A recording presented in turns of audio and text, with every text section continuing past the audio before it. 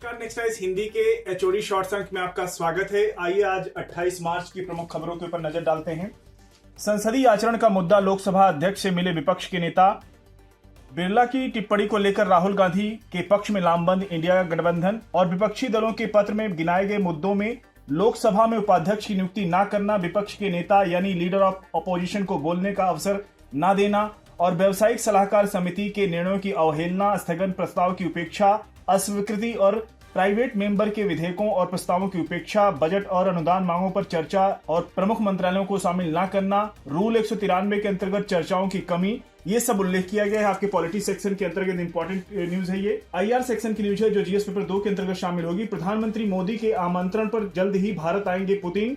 Ukraine संकट पर भारत का रुख संतुलित है, वहां के विदेश मंत्री लावरो ने कहा। और ये भी आईआर सेक्शन की न्यूज है। चीन की सेना ने सीमा विवाद के समाधान पर कहा कि भारतीय सेना के साथ काम करने को तैयार है।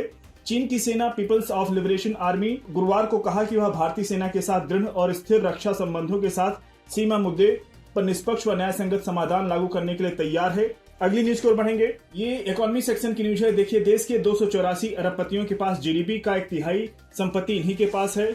ये चिंताजनक स्थिति है। अगली न्यूज की ओर बढ़ेंगे।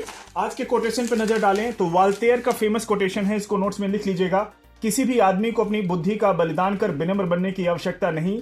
किसी भी चीज की पूजा तब तक नहीं होनी चाहिए जब तक तर्क को यह विश्वास न हो कि वह पूजनीय है। जैसा कि हम सब जानते हैं, 20 मार्च को विश्व गौरैया दिवस मनाया गया।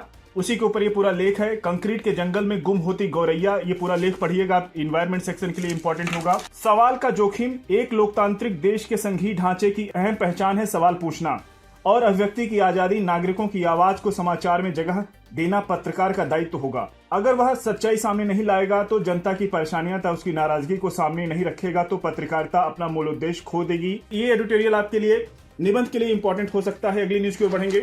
लोकसभा में अप्रवासी व विदेशी विषयक विधेयक पारित। अमित शाह ने कहा कि भारत कोई धर्मशाला नहीं है। उन्होंने सदन में अप्रवास और विदेशियों विषय विधेयक 2025 पर चर्चा का जवाब देते हुए कहा, कामरा के खिलाफ विशेषाधिकार हनन का नोटिस मंजूर कर लिया गया है महाराष्ट्र विधानसभा में। इस पर न्यूज देखिएगा। अगली न्यूज की ओर बढ़ेंगे। लास्ट की न्यूज होगी हमारी आज की।